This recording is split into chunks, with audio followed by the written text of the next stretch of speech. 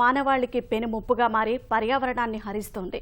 భూమి, గాలి, నీటిని కలుషితం చేసి మనుషుల ప్రాణాంతక వ్యాధుల సంక్రమణకు కారణమవుతోంది.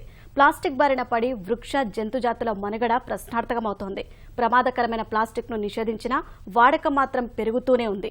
వీటి ఉత్పత్తి పెరగడం, ప్రజల్లో అవగాహన కొరవడటం భవిష్యత్ ప్రమాదాన్ని హెచ్చరిస్తోంది. ప్లాస్టిక్ భూతం పర్యావరణానికి ప్రధాన శత్రువుగా మారింది. భూమిలో కలిసి భూగర్భ జలానికి విఘాతంగా మారుతోంది.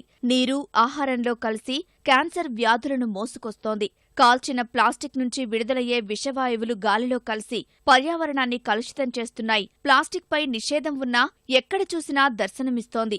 ఆకర్షణీయ నగరంగా గుర్తించిన తిరుపతి నగరంలోనూ యథేచ్ఛగా ప్లాస్టిక్ వాడకం జరుగుతోంది. 40 మైక్రాన్ల కంటే తక్కువ మందం కలిగిన ప్లాస్టిక్ కవర్లు, గ్లాసులు, ప్లేట్లు, ఇతర వస్తువుల తయారీ, విక్రయం, వాడకాన్ని నిషేధించినా హోటళ్లు, దుకాణాలు, మార్కెట్లలో ప్లాస్టిక్ కవర్లు, ప్లేట్లు కనిపిస్తూనే ఉన్నాయి.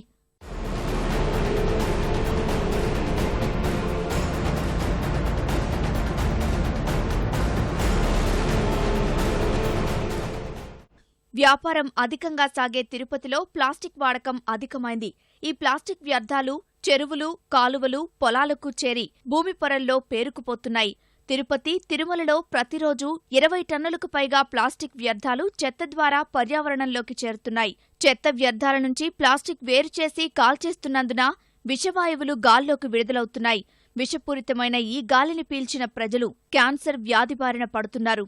ప్లాస్టిక్ మనకు డిగ్రేడ్ అవ్వడానికి నియర్లీ 200 ఇయర్స్ పడుతుందండి. ఈ ప్లాస్టిక్ని మనం ఎక్కడ పడితే అక్కడ పడేస్తాం. సాయిల్లోకి వెళ్ళదు, అది డిగ్రేడ్ అవ్వదు. దానివల్ల ఎప్పుడైనా వర్షం పడినప్పుడు ఆ కెమికల్స్, ఆ ప్లాస్టిక్ అంతా సీవేజ్లోకి వెళ్తుంది, అండర్ గ్రౌండ్ వాటర్ టేబుల్లోకి వెళ్తుంది.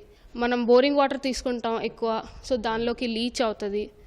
దానివల్ల మనకు క్యాన్సర్స్ వస్తాయి. సీ వాటర్లో ఫిషెస్ తిని ఆ ఫిషెస్ని కన్జ్యూమ్ చేసిన వల్ల దానివల్ల మనకు మళ్ళీ క్యాన్సర్స్ వస్తాయి. సో ప్లాస్టిక్ని ఎక్కువ వరకు అవాయిడ్ చేసేసి మనం కార్డ్బోర్డ్ బాక్సెస్ కానీ పేపర్ బ్యాగ్స్ కానీ యూస్ చేస్తే చాలా బెనిఫిషియల్. ప్లాస్టిక్ వాడకాన్ని బదులు జూట్ కానీ లేదంటే ఇంకేదన్నా క్లాత్ బ్యాగ్స్ కానీ వాటిని అలవాటు చేసుకొని వాటిని ఎక్కువ కాలం మనము మెయింటైన్ చేసే విధానాన్ని అలవరుచుకోవాలి. ప్రజలే దీనికి చైతన్యవంతులయ్యి వాటిని ద్వారా మనము అందరినీ మన మార్గంలో పెట్టాలి. గతంలో తిరుపతితో పాటు చిత్తూరు జిల్లాలో ప్లాస్టిక్ దుకాణాలపై తరచూ దాడులు జరిగేవి.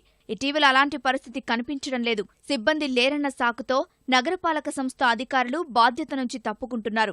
ప్లాస్టిక్ కవర్లు, గ్లాసులు, ప్లేట్ల తయారీ పరిశ్రమలకు స్పష్టమైన ఆదేశాలు జారీ చేసినా వారు పెడచెవిన పెడుతున్నారు. 40 మైక్రాన్ల కంటే ఎక్కువ మందం కలిగిన కవర్లు తయారు చేస్తే గిరాకీ ఉండదన్న కారణంతో వాటిని తయారు చేయడం లేదు. ప్లాస్టిక్ వాడకంపై ప్రజల్లో చైతన్యం కలిగించాల్సిన బాధ్యత అధికారులపై ఉందని నిపుణులు సూచిస్తున్నారు. పూర్తిగా నిషేధించడం అనేది కష్టమైన పని. ఇప్పుడు స్వచ్ఛ భారత్లో ఇది చాలా ముఖ్యమైన ఇది. మనకు ప్రతి ఇంటికి వ్యర్థాలని కలెక్ట్ చేస్తున్నారు. వీలైనంత వరకు వాటిని సపరేట్ చేసి వాటిని మళ్ళీ రీసైక్లింగ్, నీటిలో, భూమిలో కలవకుండా తగిన జాగ్రత్తలు తీసుకోవాలి. ప్రధానమంత్రి ఒక స్వచ్ఛ భారత్ మరియు రాష్ట్ర ముఖ్యమంత్రిగా నారా చంద్రబాబు నాయుడు గారు వీళ్ళు చాలా ఈ స్వచ్ఛ భారత్, స్వచ్ఛ ఆంధ్రప్రదేశ్ ప్రోగ్రాం పైన చాలా తీవ్రంగా ఇప్పుడు మనం ప్రస్తుతం చూస్తున్నాం. విజయవాడలో ఎంత ఇదివరకు ఇప్పటికీ చాలా మనము ఆ తేడాన్ని గమనిస్తున్నాము. ఇదే విధంగా చేస్తే ఇటువంటి ఎన్ని తగ్గుతుంది. అధికారులు చర్యలు చేపట్టి ప్లాస్టిక్ నిషేధాన్ని కఠినతరం చేయాలని ప్రజలంతా ముక్త కంఠంతో కోరుతున్నారు.